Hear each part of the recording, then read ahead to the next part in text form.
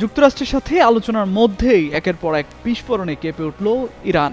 রাজধানী তেহরানের কেন্দ্রস্থলে 3টি বিস্ফোরণের শব্দ শোনা গেছে বলে দেশটির গণমাধ্যম জানিয়েছে। তেহরানের রিপাবলিক এলাকায় একাধিক ক্ষেপণাস্ত্র আঘাত এনেছে বলে দাবি করেছে দেশটির বার্তা সংস্থা ফার্স্ট নিউজ এজেন্সি। ওই প্রতিবেদনে বলা হয়, তারা এমন তথ্য পেয়েছে যে রাজধানীর রিপাবলিক এলাকায় একাধিক ক্ষেপণাস্ত্র আঘাত এনেছে। এর আগে ইসরায়েল ইরানে প্রতিরোধমূলক হামলা শুরু করেছে বলে দাবি করেছে দেশটির প্রতিরক্ষা মন্ত্রণালয়। শনিবার সকালে এক জরুরি বিবৃতিতে ইসরায়েলি প্রতিরক্ষা মন্ত্রী ইসরায়েল কাটস এ দাবি করেন। সিলন টি রপ্তানিতে শীর্ষে। ইরানের উপর এই হামলা শুরু হওয়ার পরপরই প্রতিরক্ষামন্ত্রী ইসরায়েল কাটস পুরো ইসরায়েল জুড়ে বিশেষ ও স্থায়ী জরুরি অবস্থা ঘোষণা করেছেন। উদ্ভূত পরিস্থিতিতে দেশের নিরাপত্তা নিশ্চিত করতে এবং সম্ভাব্য পাল্টা আক্রমণ মোকাবিলায় সর্বোচ্চ সতর্ক অবস্থানে রয়েছে ইসরায়েলি প্রতিরক্ষা বাহিনী।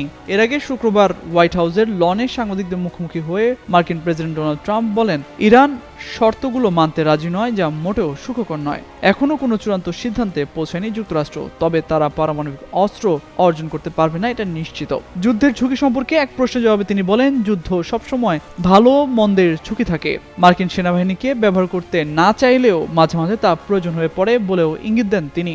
অন্যদিকে ইসরায়েলের এই হামলা রূপ নিতে পারে সর্বাত্মক যুদ্ধে, এমনটাই শঙ্কা করছেন সামরিক বিশেষজ্ঞরা। কেননা বেশ কিছুদিন ধরেই ইউরেনিয়াম সংগ্রহ ইস্যুতে ইরানের সাথে দফায় দফায় যুক্তরাষ্ট্রের বৈঠক হলেও মেলেনি কাঙ্ক্ষিত সুরাহা। এই রেশ ধরে এই হামলায় যুক্ত হতে পারে যুক্তরাষ্ট্র।